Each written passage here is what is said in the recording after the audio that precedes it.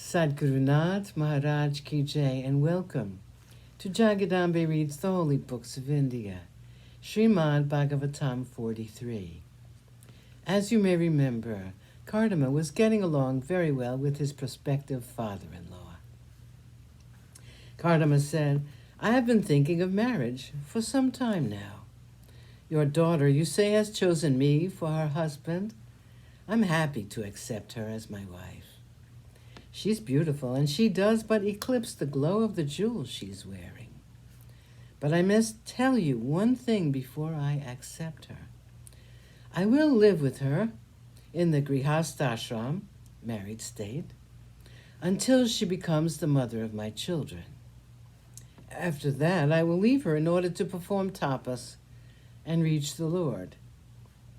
A man who has followed the three ashramas, Brahmacharya, Grihastha, and Vanaprastha, must needs become a sannyasi and renounce his wife, his children, and his home.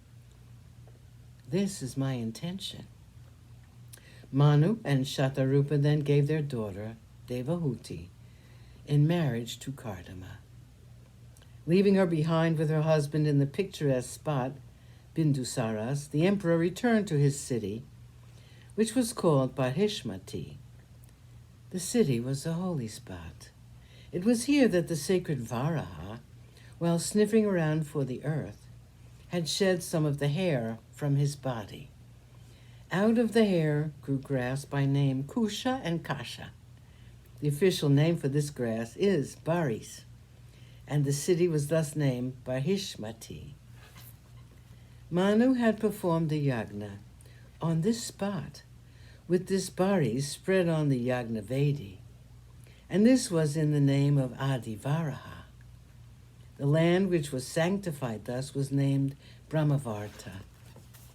28. The ideal wife. Devahuti, the wife of Kardama, served him even as Parvati served Mahadev when he was performing penance. Days passed, months passed, and years too. Still, she was the same cheerful, happy woman whose only pleasure seemed to be serving her husband. One day, Kardama looked at her. She had grown thin because of the austerities she'd been observing. Her face had lost the glow it had when she first came to him. Her blue eyes were still beautiful, but they had lost their luster because of sleepless nights. Her jewels she had discarded long ago, and her dress was simple and coarse. Her silks she had given away so many years back.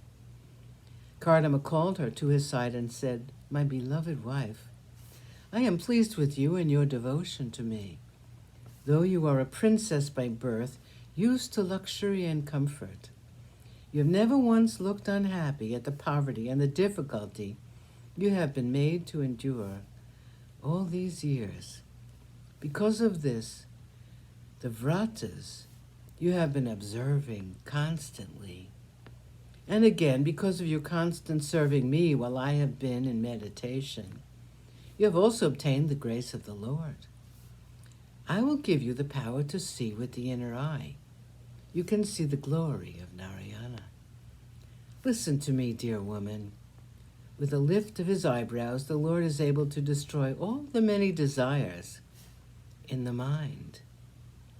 When he has looked on us with love, where is the need for worldly pleasures? We are heirs to heavenly enjoyments. Why then should we think of the pleasures of the senses? You and I have risen above them." Devahuti's eyes were downcast when she spoke to her husband. She said, "I know. All that you have told me is true. I know the power of your yoga and about the grace of Narayana, which is always yours. But my Lord, I'm a woman. The wish to be a mother is the natural instinct of a woman. You would have known this desire lodged in my mind already, and yet you want me to express it." She stood before him with her face suffused with a blush. Sadgurunath Maharaj Ki Jai. Thank you for coming. I hope you come again.